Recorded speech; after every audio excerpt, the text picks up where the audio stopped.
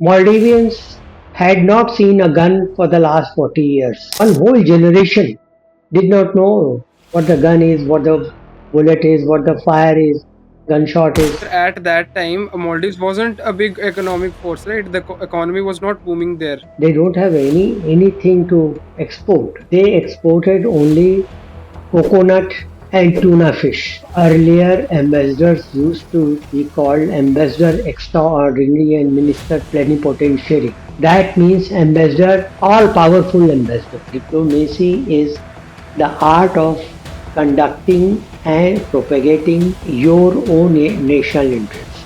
But look, how is the foreign policy going to help India make a superpower? What is going to be different? It is how you can influence others, how you can progress yourself. Now there are only two superpowers in the world, USA and China. So will the other countries also use that nuclear weapons? What I'm trying to ask is कि nuclear weapons है तो हैं, we have them, but is there any chance that they can be used in the future? No leader has been so insane as to push the button for nuclear attack. If you explode one bomb on somebody else's territory and he explodes two, the destruction will be massive.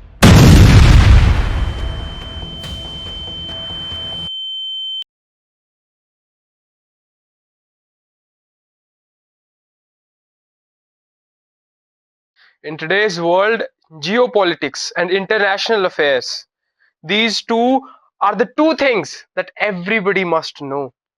To understand what is happening in the present in the world and what is going to happen in the future, what is going to be your future, what is going to be the future of the world, geopolitics and international affairs are necessary. In this podcast, I've talked to Ambassador Jitendra Kumar Tripathi, who has a lot of experience in serving as an ambassador to various countries. He was also the deputy chief of mission for a mission to Maldives when Maldives was captured by some dacoits. I truly enjoyed having this conversation, and I do recommend that you watch this video, this podcast with your friends, with your family members, because this is very valuable knowledge that must be known by everybody. I was reading one article by you. Actually, I stumbled upon an article by that you had written about President Muizu in the Maldives. So I really liked that article. Last week, I had hosted a podcast with the president of the Boarding School Association of India. So he told me that understanding geopolitics and understanding international affairs Mm, today is very important mm, because the present that we are living in, the conditions that mm, we are living in, they all are defined mm. by the international relations and the geopolitics of our country, our history. Exactly. So I wanted to understand it more, and so I was just following up on the current affairs. By the way, who was the president of boarding schools? He's Dr. Sumer Bahadur Singh. Okay, okay, Yes. okay. So I was talking to him, and he told me. So because I'm also reading some books regarding the current elections that have been that took place. So Mm, I'm reading into this so that I can get a better understanding of where we are today good. and where we'll be going in the future. So that's why I wanted Good. to talk to you, because you are clearly very experienced in the field of international affairs. You've been an ambassador. I was just checking out your profile. You have been an ambassador to Sweden, you have been an ambassador to Venezuela, Zimbabwe. Not ambassador. I had served as deputy chief of mission, deputy head of mission in Sweden, Venezuela, and Oman, and I was ambassador in Zimbabwe. And incidentally, I had served in Maldives as well Okay. from from 87 to 89 when the Indian Armed Forces conducted Operation Cactus in order to save the president and his government in Maldives. So what was the mission Cactus about? Well, in 87, what happened is uh, some some disgruntled elements led by a businessman who had co-opted some mercenaries from Sri Lanka. They one day sailed to the shores of Malé and they captured the presidential palace, they captured the bank and everything, and they were trying to have a coup d'etat there. Uh, um, but somehow or other, the president escaped from their clutches, and Then the president requested us, sent a request to us to save the country and the government. And it was a time when, it was just prior to president's state visit to India. So our High Commissioner had gone to India as an advance team to discuss with Prime Minister and others the nitty-gritty of presidential visit. And this is when they one morning, early morning, they landed at the shore of Malé, and unfortunately, I mean, incidentally, you can say, interestingly rather, Maldivians had not seen a gun for the last 40 years. Last gunshot was somewhere in 1940s. So the whole generation did not know what the gun is, what the bullet is, what the fire is, gunshot is. So they were easily, I mean, government officers were easily captured. But then we got a request from president about rescuing them. So immediately we sent message to our High Commissioner, and who was sitting at that time with Prime Minister Rajiv Gandhi. Then immediately armed forces were called. All the all the neighboring countries and big powers were also informed, like USA, Russia, and UK, and even Pakistan, China. But then they said that so India was the only country in position to reach out Malay faster. So our four paratroops were ordered to fly out from Agra.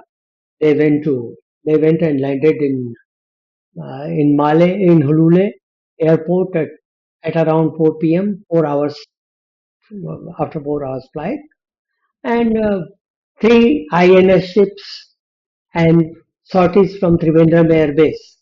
They started. So the moment our paratroopers landed, they captured the airport. Then airport was 8 miles away. Airport was on another island. So 8 miles away from capital Male, they went to Male, and then they captured these people and handed over to, I mean, restored the peace, handed over these attackers to the government. And then Indian Army stayed there. About 1,200 people stayed there for quite some time. So that was Operation Cactus. Sir, who were these attackers? Well, they say that these attackers were led by one disgruntled Maldivian businessman, and they were recruited from Sri Lanka. They were not Litte, but they were members of other Tamil terrorist organization based in Sri Lanka. I don't remember the name right now. So, and they were solidly, purely untrained mercenaries. Though there was no killing, but they were untrained, quite in lungi and t-shirt, not in any fatigue. Sir, I'm assuming Yes. Maldives did not have an army back then, right? It still does not have a proper army. Well, they had about 500 people who you can call army, customs, police, coast guard, navy, whatever, but all combined. And they were not armed Okay, properly. so that was a disadvantage on the part of Maldives. Why didn't they have an army? Exactly. No, because there had been no attack on Maldives for more than 100 years. As I said, the last bullet shot was heard by Maldivians in 1940s. So the whole generation didn't know about the arms and ammunition. So, but So still, Maldives still does there not was have a proper army, right?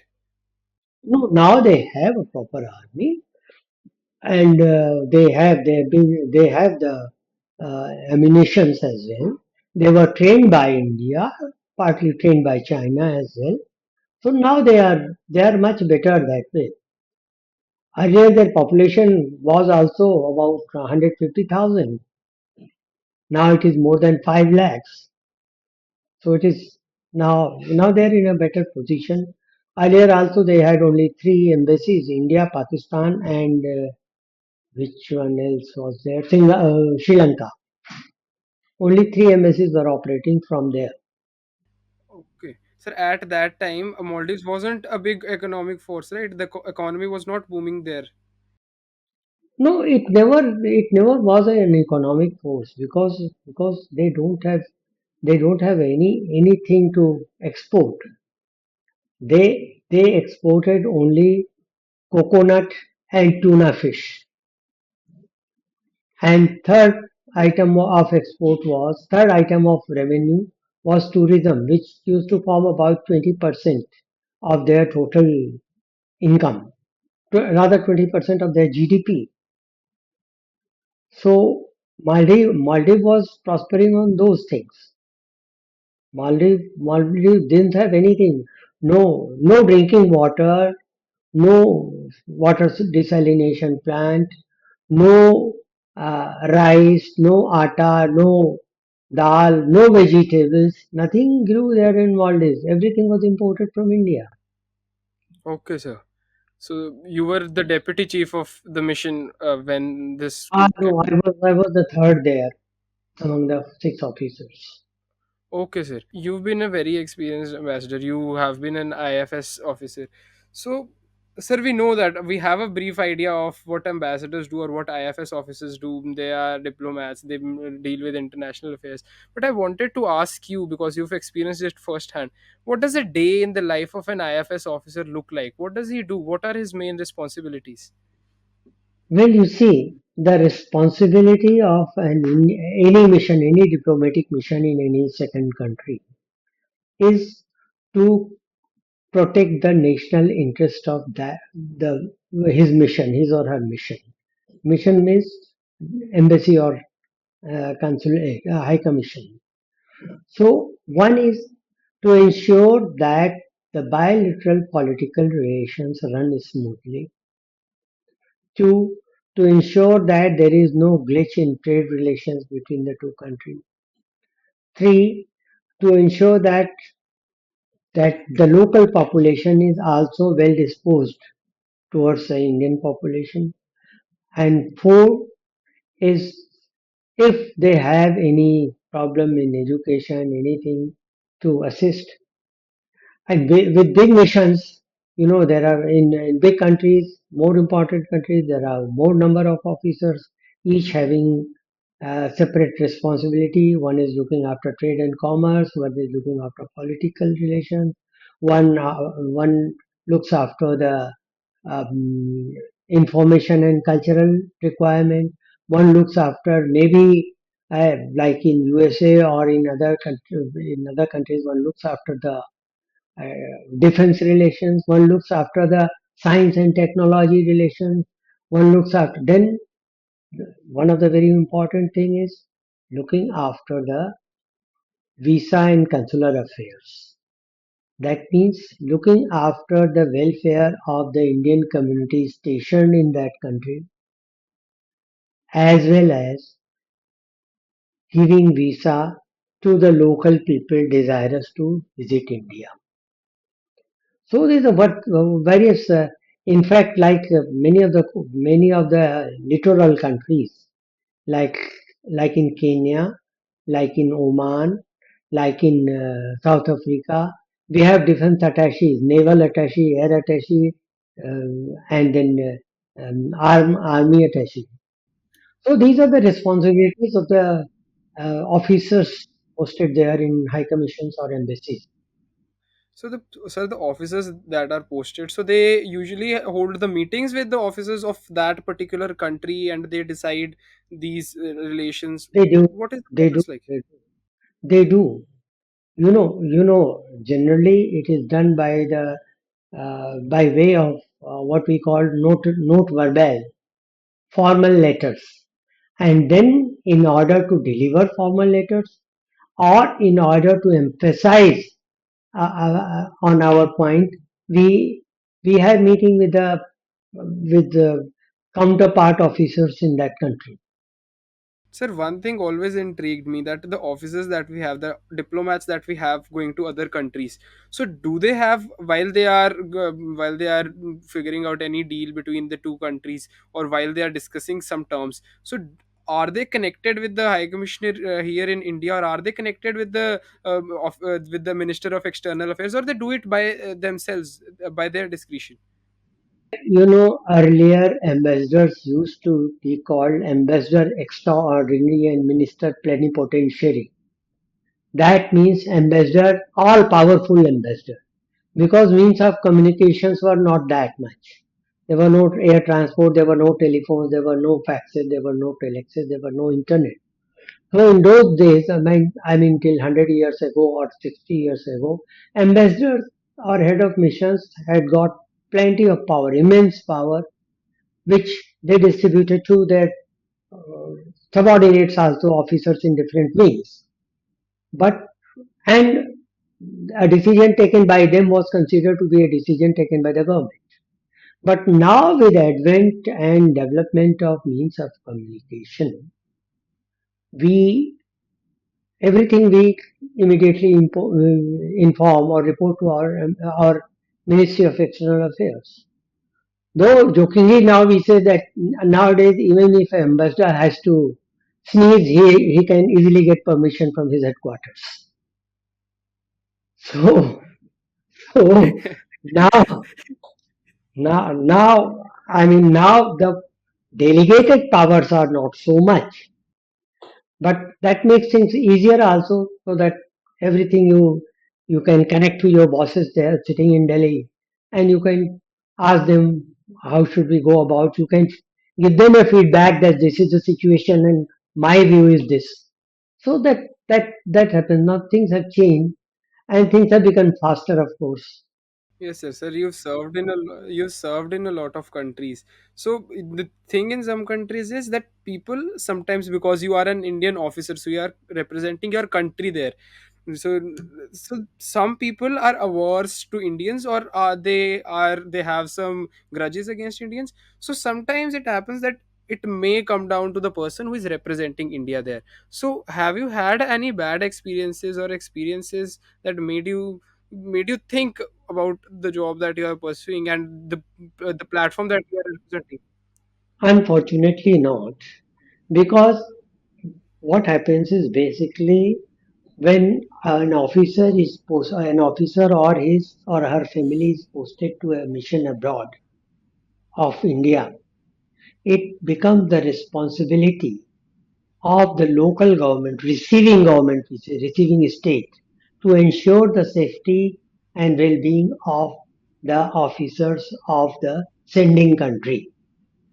So it becomes their responsibility. So if anything happens, then they are held responsible.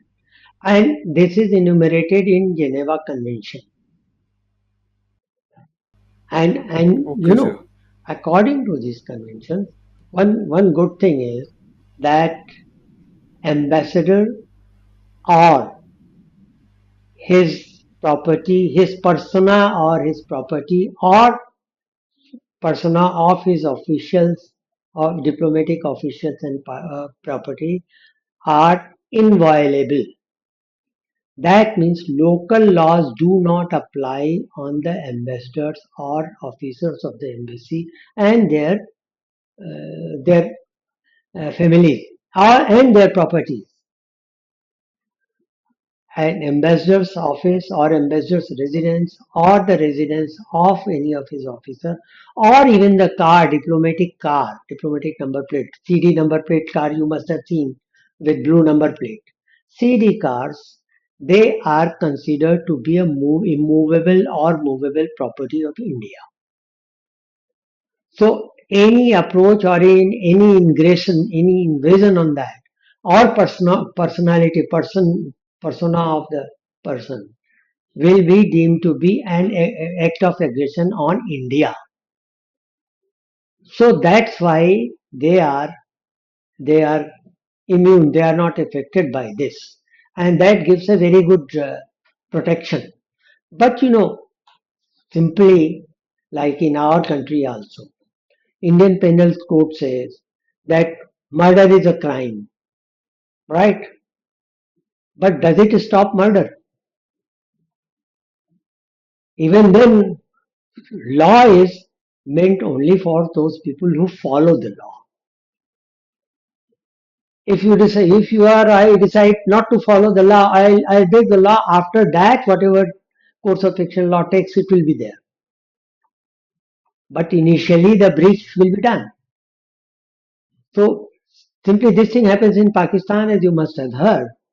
You must have read the stories that some Indian diplomats were beaten, they were tortured in Pakistan. So this is why, I mean, if if I want to pick up arms and shoot somebody or torture somebody, the police anywhere comes later after the crime is done. Because before the crime is done, then there is no crime. So So that is these why. crimes Yeah.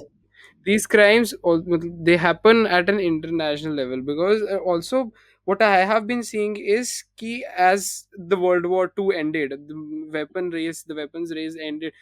The thing is that the international affairs and the international relations, they got more uptight. Ki earlier it was that if you do something unfavorable, that is unfavorable to us, we'll pick up arms and we'll attack you. But now with the rise of nuclear power, it is all a game of pointing the gun but not shooting it. So A deterrent what effect. Yeah. yes, so what do you have to say about it? That was it always like this, that the diplomatic relations and the international affairs were so complex, and or is has it just developed right now? No, firstly, till more than 100 years back, I mean, in 19th, till 19th century, end of 19th century, the ambassadors were entitled to declare peace or war against any country. But that means diplomacy used to declare peace or war. But nowadays, now that since war has already been declared illegal by international law, so now they cannot. But yes, verbal diatribes are there. I mean, we will not use a gun, but we'll use our mouth to be as sharp as gun. So that is what happens. And and even then, a diplomat is always, you see, a diplomat always a person of a few words. In diplomacy, we are taught right in the beginning that you have to speak less and listen more. Yeah, that's why whenever a diplomat speaks, he doesn't go outside the perimeters of his protocol. He speaks less. As you might have heard, like our current Minister of External Affairs, Dr. Jaishankar, he doesn't speak much. He doesn't explain much. But whatever he says, it is to the point and it hits hard. You remember a few years, I mean 2 years back, when the quiet meeting was there, there was something, and Jaishankar said something which opposition said, "Oh, you don't have courage even to name China as aggressor." The thing is that he didn't name China, but then it was pointed to the China. His statement, it was pointed to China. China knew it. China received the statement and they reacted to it sharply. So that means what you wanted to convey was conveyed. Like a bullet, it hit them, but we didn't name them. So that's why Jaishankar said, what is the use of diplomacy if we have to name any country all the way? Without naming, we can do what can hit better. Why not? Why not good? As you must have remembered, a few months ago, when Dr. Jaishankar was in Munich Security Conference, Blinken, the American Secretary of State was there. The German secretary was there, and the British was there. And the moderator asked uh, Jaishankar, I'm confused that on one hand you buy arms and ammunition from USA, you join Quad. On the other hand, you take S-400 anti-missile system from Russia. You take you buy petroleum crude from Russia. You buy other arms and ammunition from Russia. Why this duplicity? You know what he said? He didn't go on and on. He said, look, this means that we have options to choose from. So you should instead congratulate India to be in a position to have options. So nowadays, use of force is not that much. Yes, threat of use of force is there. Like China is threatening, like Pakistan few days back said one of the ministers that we also have nuclear bombs. But six or seven countries have, but they have never used nuclear bombs after 1945. Sir, but what do you have to say? Sometimes there is I won't use the word failure, but sometimes diplomacy cannot do its job. For example, we take the Russia-Ukraine conflict. So sanctions were signed against Russia, but still Russia, with other relations to countries, they are still doing trade with India. So still the economy is not facing so much pressure in Russia, even after the sanctions, even after all the backlash from the Western countries. So, will you say that diplomacy has failed there and the threat to use force has failed there? No, you see, Russia is a different plane. Russia-Ukraine crisis. Russia-Ukraine crisis is a different plane in a way that Russia, to certain point, it was extent it was legitimate concern of Russia, which was not addressed. After the uh, disintegration of Soviet Union, Russia always had this fear that Western, US-led NATO can come on its doorstep. In fact, in 1991, NATO Secretary General, I don't know remember his first name, but his last name was Wenger. He publicly stated that we guarantee that NATO will not be allowed to expand eastward even by an inch. But despite that, and despite periodical concerns raised by Russia, NATO kept on moving towards east. Poland, Hungary, this and that, Romania, Moldova, and Ukraine was the immediate neighbor of Russia. So imagine if you're saying that if your neighbor comes to your doorstep uh, and aims a gun or installs a gun there, you will be concerned. But from Russian side also, it was a little too early to invade Ukraine. So this war didn't become had it been a war of Russia versus Ukraine, it would have ended way back in first 2 months. But this war became Russia versus NATO, Russia versus West, with Western arms and ammunition being pumped in time and again. So, and both are, I mean, Russia and at least three other countries, that is UK, USA, and France. They are nuclear power. They know that nuclear power cannot be used, and NATO also knows that Article 4 or Article 5 of NATO Charter says that if any member of NATO country is invaded, then all the NATO members will come for its rescue. So if any member country of NATO, Ukraine is still not a member, and that's where the hitch is. USA or NATO cannot directly come to Ukrainian land to resist. So they are caught between a rock and a hard stone. But yes, it is not a failure of diplomacy because diplomacy also, diplomacy is basically speaking, diplomacy is the art of conducting and propagating your own national interest. So Russia's national interest was to forbid to stop Ukraine from becoming member. Ukraine's national interest was that perceived or real. Its threat was from Russia, so it wanted to have. Both were trying to have their national interest, serve their national interest.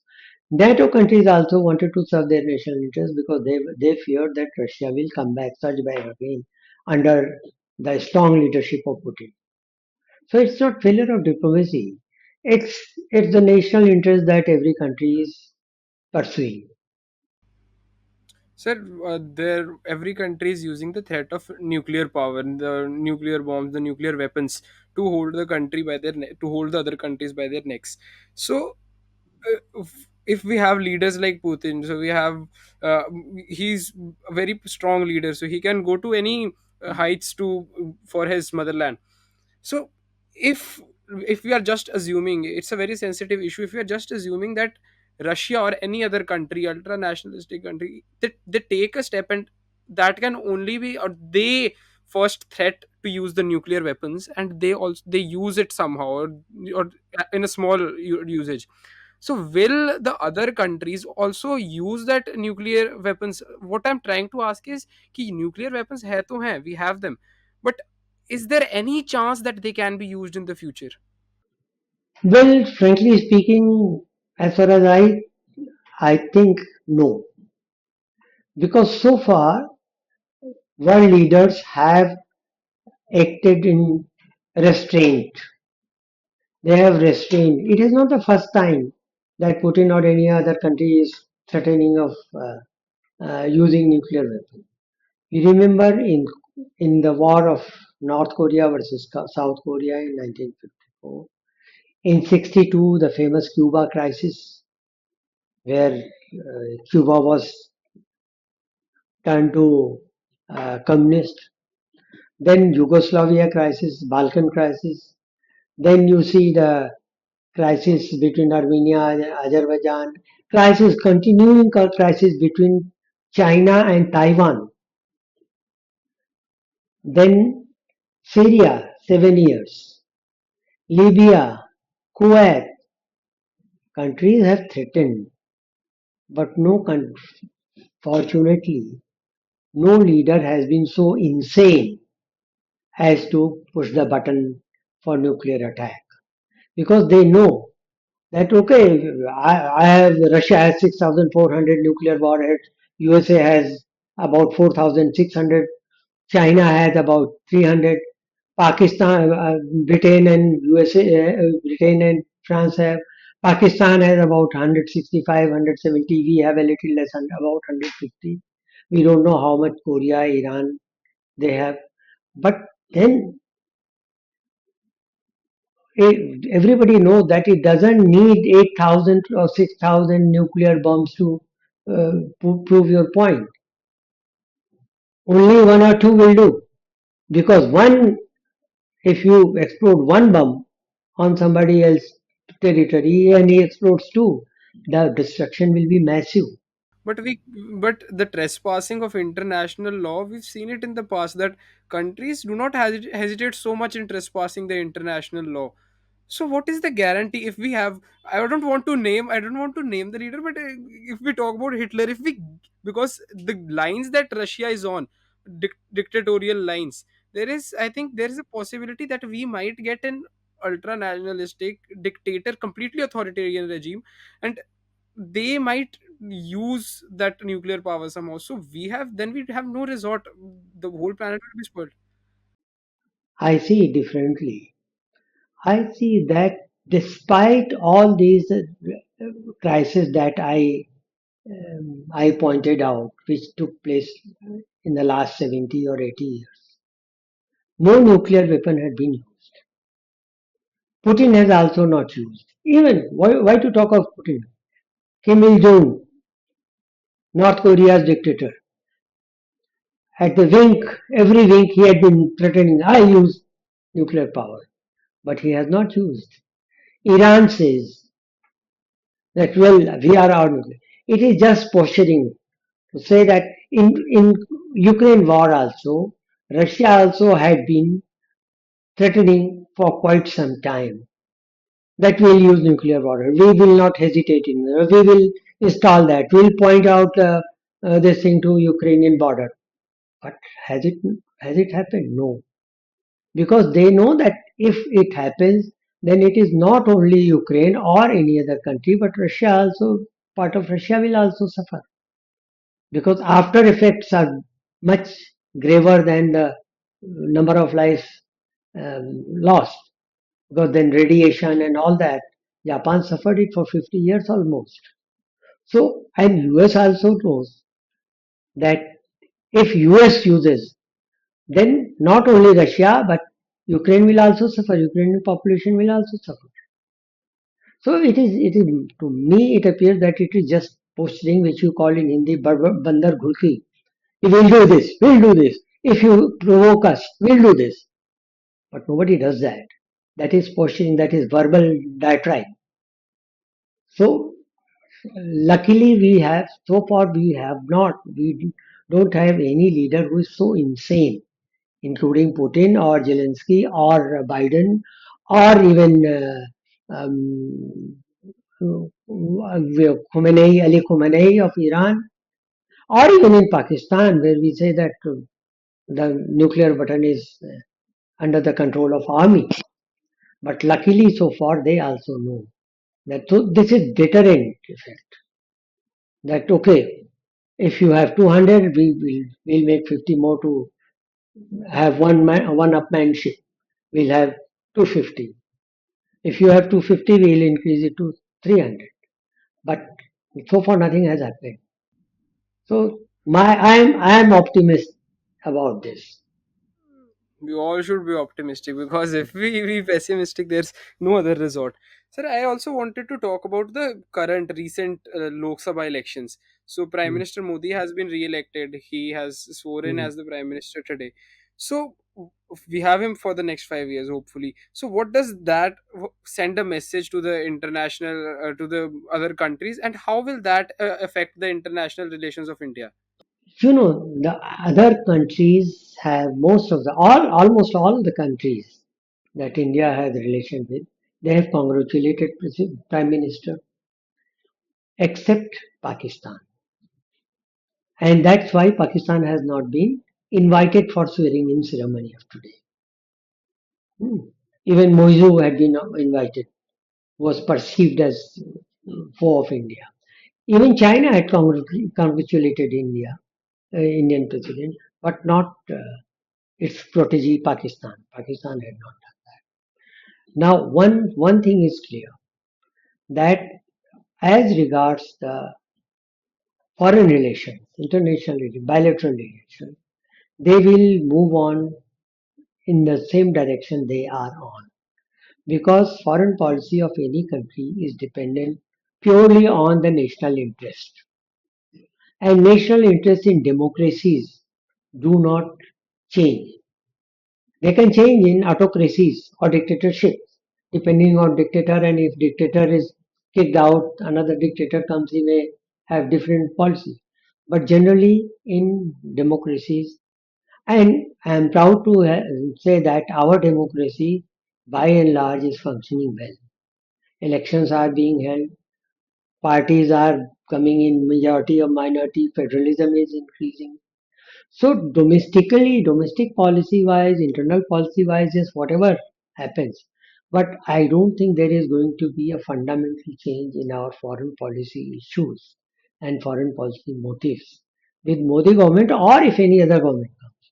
I'm sure that despite all the diatribes by BJP, even if Congress government comes under Rahul Gandhi, he is not going to have a japti with Chinese and say, okay, whatever you do, we accept. But that I agree. But the thing is, ki when the UPA government was there, Manmohan Singh, Dr. Manmohan Singh was there.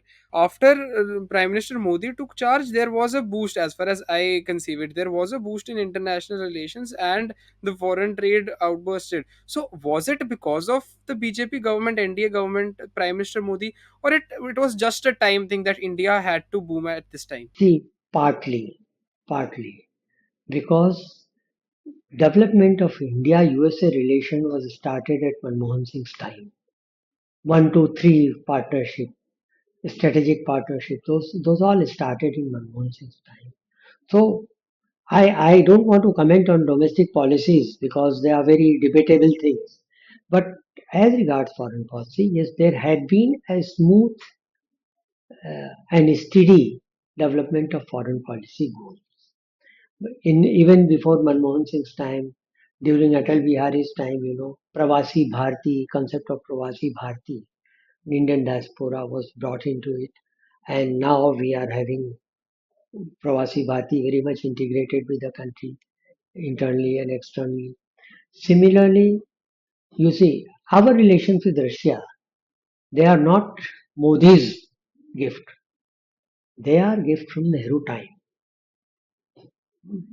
So we should, yes, Pandit Nehru might have mistake. He had made some mistakes when it came to China relations with China, relations with Pakistan. But it doesn't mean that everything that our previous leaders have done to enhance our foreign policy was bad. They have done things which were good. They might have done things which were bad, but they have things which are good. Our BRICS took off during Manmohan Singh's time. Yes, Modi's time, what we call tools to tools to conduct foreign policy, they were changed. Our foreign policy became more direct, sharper,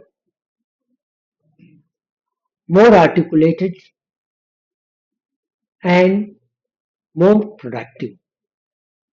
Because earlier I remember when Pakistan used to say Kashmir is ours, we would say no, Kashmir is not yours, Kashmir is ours.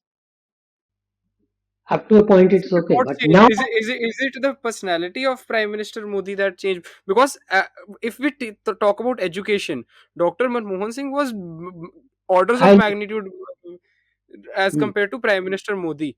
So, what changed? yes, it is because one thing bad with Dr. Manmohan Singh was that he was too meek, too submissive to the party leaders.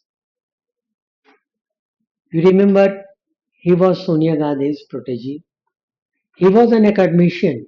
He was not a prime minister material basically. He was a president material. Prime minister material was Pranav Mukherjee. But he was not made prime minister because he was not yes man to Mrs. Gandhi. So their roles were Prime interchanged. minister, yeah, it was interchange. So, uh, in fact, Modi is stubborn, and sometimes this stubbornship uh, it pays. And Modi is as Modi himself said, I am Bania. So in international relations also he is acting like a Bania. How much can I give to this country? How much can I take from this country? This was once he told one of our ambassadors when he visited there that don't give me books and books, hundreds and pages of written notes. Just tell me what I can take from them, what I can give to them. So these things change, and one thing, of course, Manmohan Singh was running a weak government with coalition. Last government of Modi was though a coalition, but a strong government because BJP itself was in majority. This government is comparatively weak government, but as things are seen, probably, in foreign policy matters, it will be the same line that the government will do. Sir, I wanted to ask you one more question. That in elections, we've seen the results. They were they were highly different from the exit polls. So what does it say about the people of India, that how is their mindset changing about politics? And although I was monitoring the news channels, but I could not get a definite answer that before the elections it was in most of the minds it was clear that Prime Minister Modi will be the one, since he has so many supporters, but still Congress got 99. So what is the change that's happening? Though I don't find myself capable of commenting on internal politics and electoral politics because that is not my cup of tea. I have been practicing diplomacy, so that is where I stand, which is so that is my forte. But I feel that political parties are still not able to think that the voters of today has become much more aware. It is not because they were stupid, or it is because in advent of social media, internet, and different things, voters know. And what voters will do, they will talk very sweet to you. Yes, sir, we'll vote for you. They will take money from both, gifts from both sides, opposing sides. But they will they will vote where their conscience is, and they will not say tell anybody. So exit polls to me are farce. Last exit poll also, you see, last exit poll when five states went to Vidhan Sabha polls. There also, everybody was saying that Congress will get this Congress will.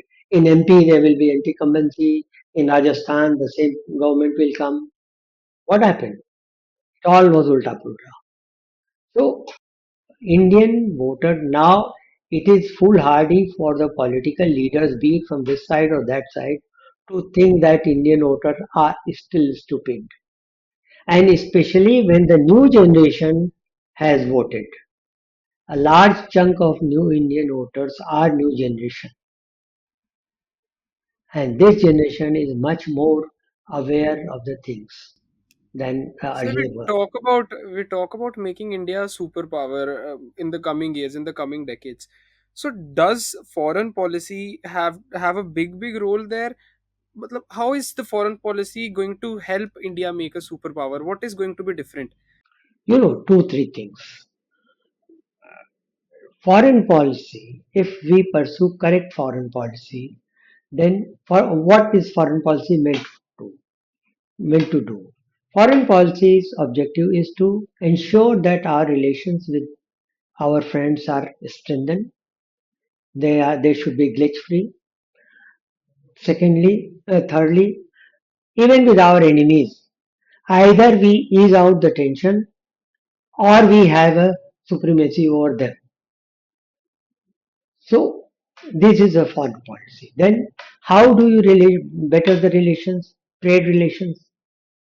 Now say if the relation is better, if we are going to make chips, semiconductors in India, in Gujarat, if we are going to make planes here, engines here for F-16, if we are going to make the naval ships here, if we are going to make the assault rifles AK-302 or 306, whatever it is, if we are going to be big in manufacturing, then certainly our power will increase.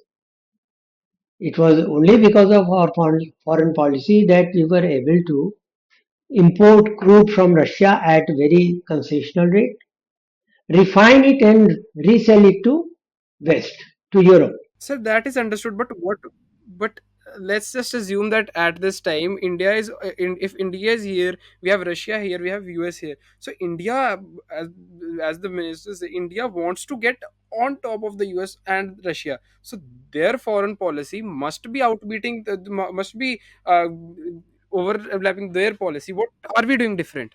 You see, in power play scenario, nowadays the superpower is not the power which has the most number of nuclear weapons. Had it been so, then Russia would have still been superpower because Russia has more than 6,000 nuclear warheads.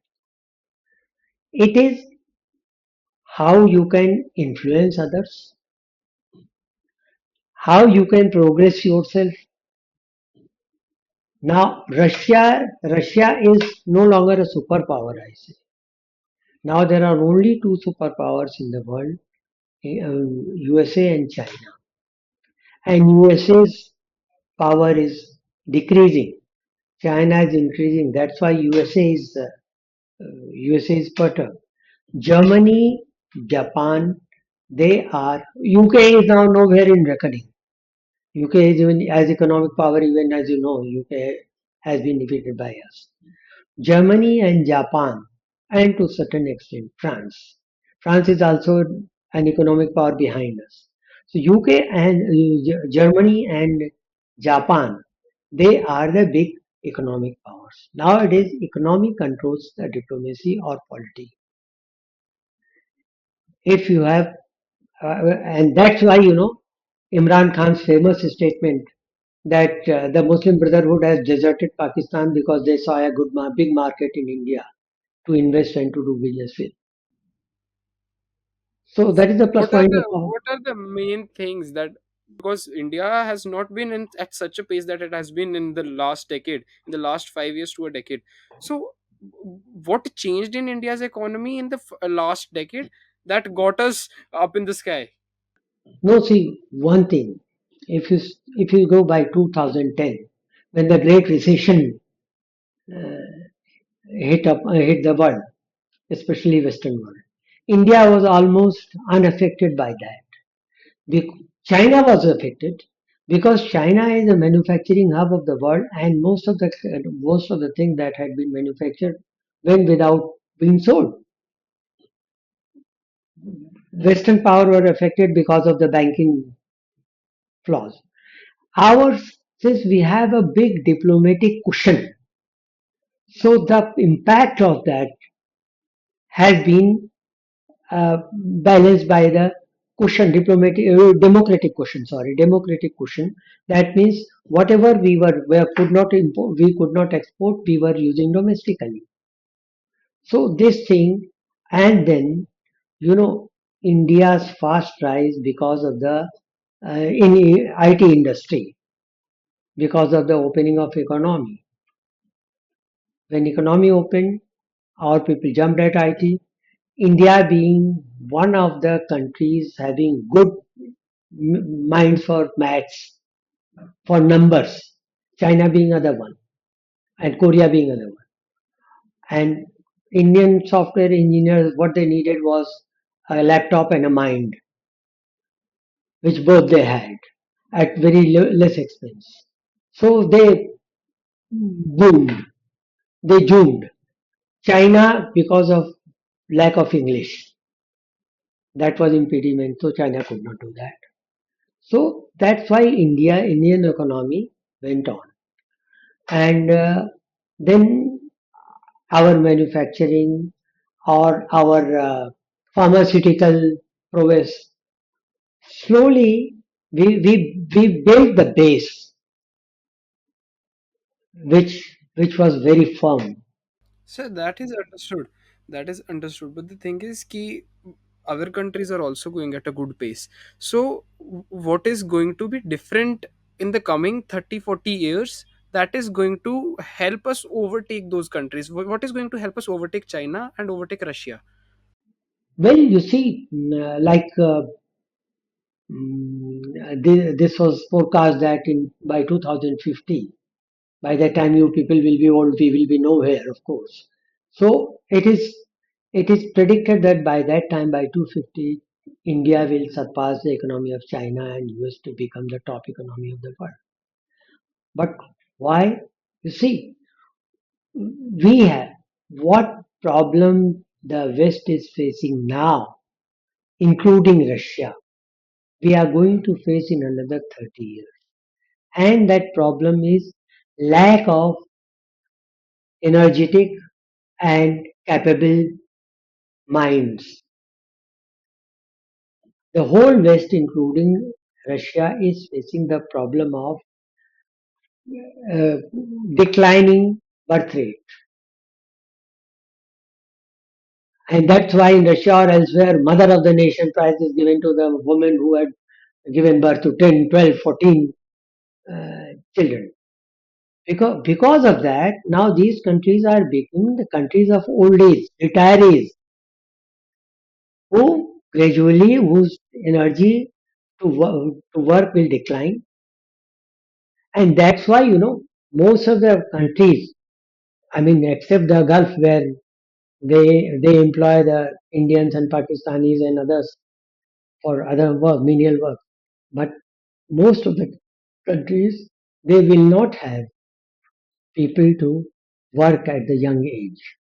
In our country, more than 60 crore people, perhaps 72 crore, they are in the age of 16 to 25.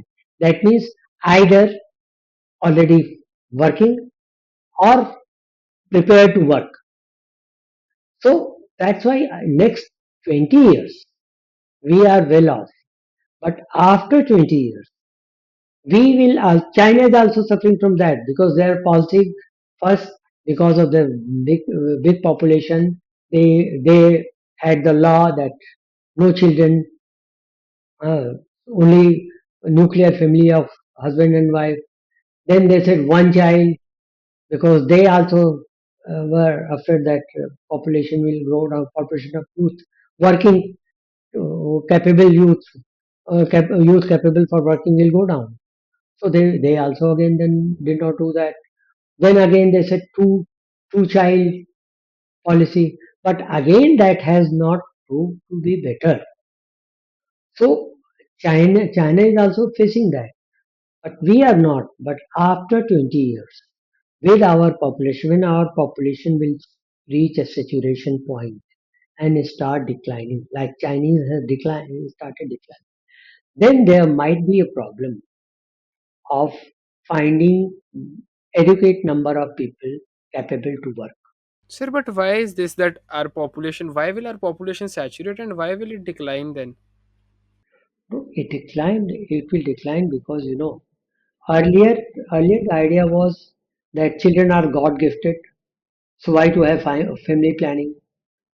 Mrs. Gandhi imposed family planning, but that was a good intention with bad implementation, and that bounced back because it is family to be planned or expanded. It is in mind.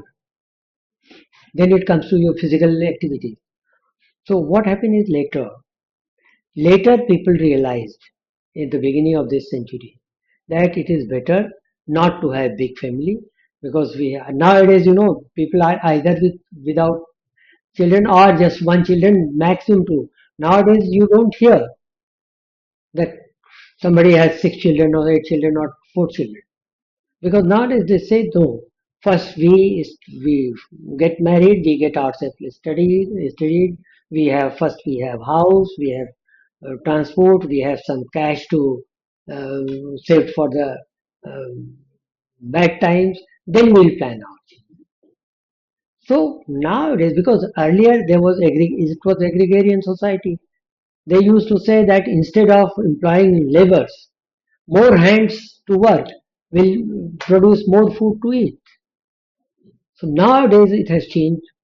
So now people are not now with one child norm. Maybe because our population is growing in any case, our area is not growing. Chinese area is 2.5 times of ours, and population is just less than that. Thus, Brazil has 22 crore, but Brazil has 2.5 times of land than India. So is US and Canada and Russia. But we don't have enough land to do that. So what we'll have to do is that everybody will have to work for himself or herself. That is why it will be difficult. So I hope we have a very great future for India. And sir, it was my pleasure talking to you. I learned a lot from you. The agenda that was to learn from you the international affairs and the things that are happening that form our current situation. And I was successful in learning that. Thank you so much. Hey, I'm Hargunveer Singh. I hope you enjoyed this podcast. You can browse through our gallery of podcasts on this channel, and you can also watch short 5 to 10 minute clips which condenses the large information that has been imparted in the podcast into short segments. Please do give us suggestions about how we can improve this podcast and what all guests you would want on this podcast. Please do subscribe to this channel and leave a like and do comment so that we are motivated to make more podcasts like these. Thank you so much.